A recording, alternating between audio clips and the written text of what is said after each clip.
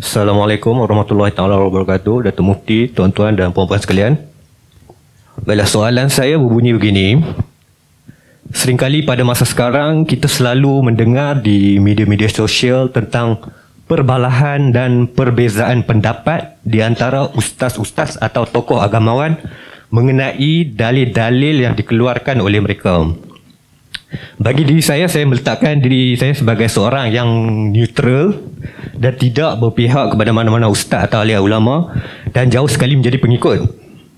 Tetapi saya suka dan gemar mendengar ceramah-ceramah agama dari pelbagai ustaz dan alim ulama serta mengambil sudut-sudut positif dan input-input daripada ceramah-ceramah tersebut.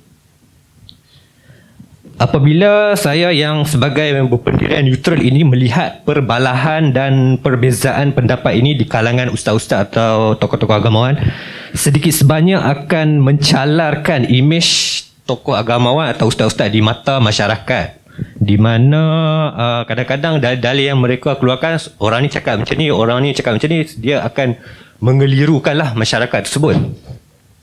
Selalu kita ada dengar ahli politik saja yang berbalah, yang ni tokoh-tokoh agama yang berbalah. Jadi apa pandangan Datuk Mufti? Okay, terima kasih. Perkataan berbalah tu macam mana? Ada yang kena tumbuk? Perkataan. Okey. Tuan-tuan, saya nak tanya, dalam dunia ni, tuan-tuan suka satu saja pendapat ke ada banyak pilihan pendapat? Contoh suka satu benda je ke? Kalau dalam pasaran, satu barang tu je ada ataupun banyak pilihan? Dalam politik, tuan-tuan bayangkan kalau negara kita macam negara China ke, macam dengan Korea Utara ke, tak boleh, satu ya. Kita jadi macam mana? Dia akan jadi satu keadaan yang begitu autokrasi, yang mana kuku besi. Kalau golongan agama itu tidak boleh diberikan pandangan yang berbeza, kalau saya mufti, tak boleh orang berbeza dengan saya. Maksudnya kalau bagi pandangan lain semua, dihukum sebagai sesat ataupun salah. Dalam perkara yang ada ruang untuk berbeza. Lagikan Abu Bakar dan Umar berbeza. Lagikan sahabat Abdullah bin Abbas dan Abdullah bin Umar berbeza. Sahabat Islam ada 4 mazhab yang paling utama. Mazhab banyak dalam Islam. 4 yang paling utama. Bayangkan Imam Malik yang merupakan tadi saya sebut guru pada Imam Syafi'i kata bismillah Fatihah makruh. Anak murid dia kata wajib, tak bismillah tak sah. Imam Syafi'i kata. Imam Syafi'i itu murid pada Imam Malik. Tak ada orang kata Imam Syafi'i kata semayang Imam Malik tak sah, lepas tu Imam Malik nak masuk neraka. Kerana orang faham bahawasanya itu sisi pandang dia. Keluasan di dalam memberikan pandangan. Kan? Kita tak akan terkejut dalam pandangan apabila kita tahu. Cuma kita akan melihat kepada argument siapakah yang kuat. Yang mana kita rasa bahawa argument itu, kalau kita lebih faham, kita yakin ini lebih mudah untuk kita percaya dekat di sisi Allah Azza wa Jalla. Kedua, kalau ada orang salah, berapa banyak orang dalam ajaran Islam yang mengaku bahawa ajaran Islam salah? Dulu ada Jamaah Al-Arqam yang dia kata Asy'ari sebagai apa, kemudian guru dia Imam Mahdi. Kalau dalam agama tak boleh ada pandangan yang berbeza dengan ustaz, habislah sebagian ustaz ambil kesempatan dalam agama ni. Dia ambil kesempatan. Dia nak untung apa, dia buat kesempatan. Aku ustaz, hampa jangan bagi pandangan yang berbeza. Dulu sebagian golongan agama, dulu ada begitu istibdad, Arab kata. Begitu autokratik. Tak mau berbeza pandangan. Anak murid tak ada tanya lagi. Tanya soalan kedua, dia kata, barang siapa yang banyak bertanya, maka lemahlah imannya.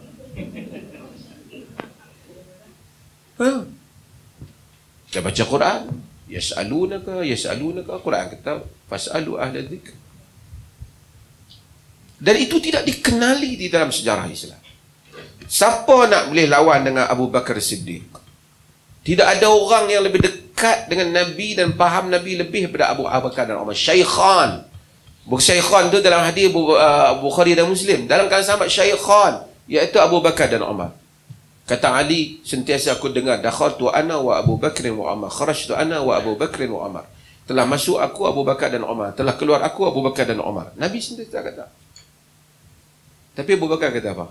Hari dia memerintah. Hari dia bagi ucapan utama bila jadi pemerintah. Jadi khalifah. Wullitu ayuhan nas, wullitu alaihim, dalam Al-Kamil, At-Tarikhul Kamil Ibn Athir. Ayuhan nas, wullitu alaikum walastu bi khairikum. Fa in ata'tu Allah wa rasulahu fa a'inuni wa in asaitu Allah wa rasulahu fala ta'ata li. Wahai manusia, aku dilantik memerintah kamu. Aku bukan yang terbaik di kalangan kamu. Jika aku taat kepada Allah dan Rasul, tolong aku. Jika aku menyanggah Allah dan Rasul, jangan taat kepada aku. Umar kata, in ra'aitumuni i'wijajan faqawwimuni. Jika kamu lihat aku menyeleweng, betulkan aku. Semua. This is religion. This is Islam. Kenapa? Kerana kita tidak infallible. Kita tidak maksum. Yang maksum hanyalah Nabi kita Muhammad sallallahu alaihi wasallam. Hatta Nabi yang maksum, hatta Nabi yang maksum. Nabi yang maksum. Semasa peperangan Badar, apabila Nabi nak pilih strategi tempat, Nabi pilih satu tempat penempatan tentera. Hubab bin Munzir bagi cadangan yang lain. Walaupun riwayat ni irsal, ada di irsal riwayat ni, di segi teknikal sana. Tapi ya Rasulullah, ahadhi manzilatun anzalakah Allah an harbun wa ra'yun wa bakidah.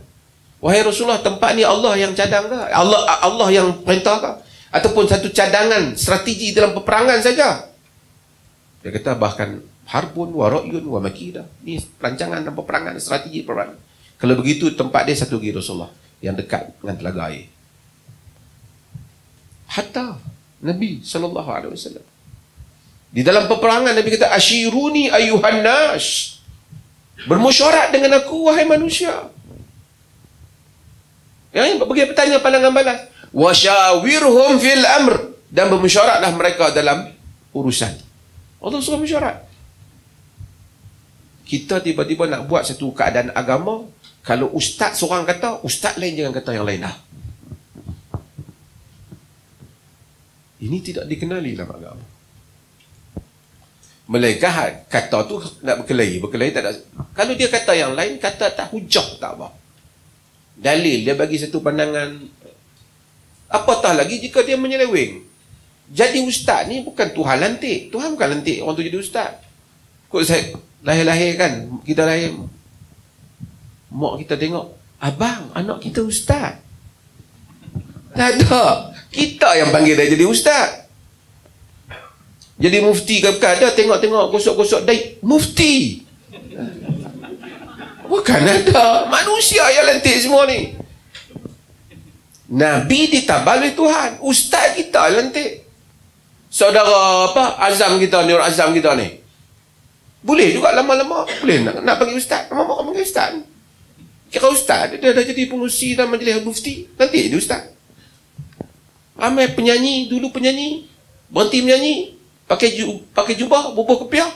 Setahun kemudian, ustaz. Kalau ustaz kata kita tak boleh canggah, rosak agama ni. Cumanya adab apabila berbalah. Itu adalah adab apabila berbeza pendapat. Adab. Kita orang bagi pendapat, kita bagi tahu pendapat ni pada kita salah. Ni tak payahlah kata maki, keluar perkataan tak elok. Hak tu teruklah perangai tu.